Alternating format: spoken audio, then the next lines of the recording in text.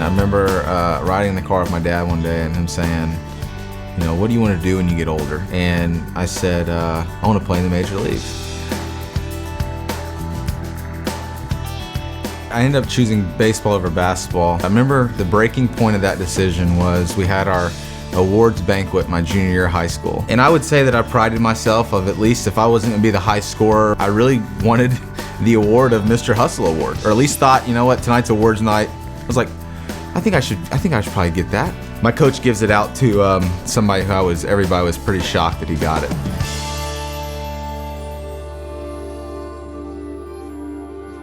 I left there in anger and frustrated, and I drove up to the high school, and I pull in the parking lot, and I'm facing the baseball field, and I click my lights on, and it's shining out on the baseball field.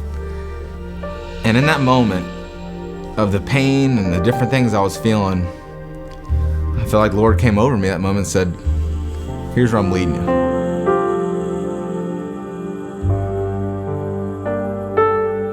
I actually kind of went there with the arrogance of thinking, I'll go to MTSU for a year and basically go down there, be a stud, and then transfer. I was quickly humbled, like the first month down there. I remember calling home being like, I don't even know if I'm gonna make the travel team. It turned out being such a great school, great competition. It was exactly what I needed. I was drafted as a junior from there.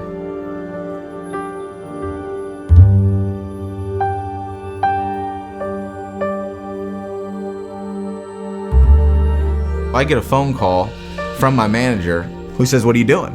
I said, I actually just kind of got up from a nap. He said, he made a joke and he said, well, pack your bags. I said, what do you mean? Where am I going? He said, you're going to the big leagues, my man. Something you've put a lot of your passion in as a kid. To know even whatever was going to happen after that, I was going to get a chance to walk on a major league field.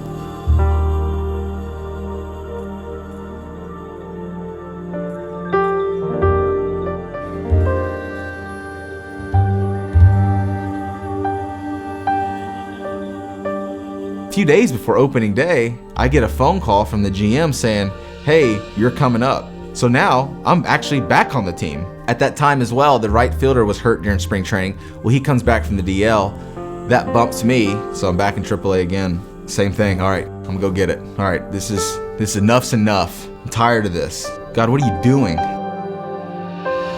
I get to AAA and tore it up. Get a phone call again. Hey, you're coming up. So I come up thinking, okay, now they're gonna I'm gonna get to play.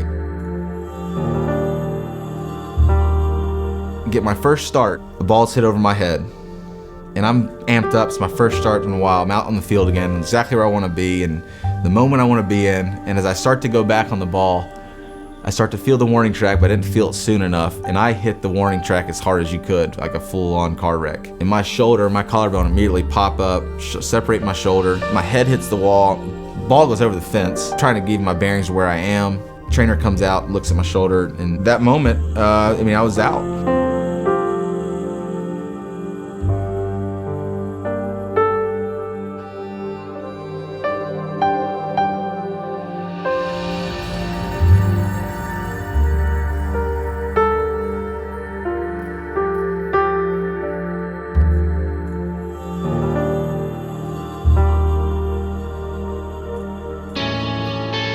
I don't know what's gonna happen. I know what I've experienced. I know what he's done through the wake of that and what he's continuing to do, but he's just constantly just quietly, sometimes ferociously, showing up saying, no, we're not done yet. This isn't about you, Brett.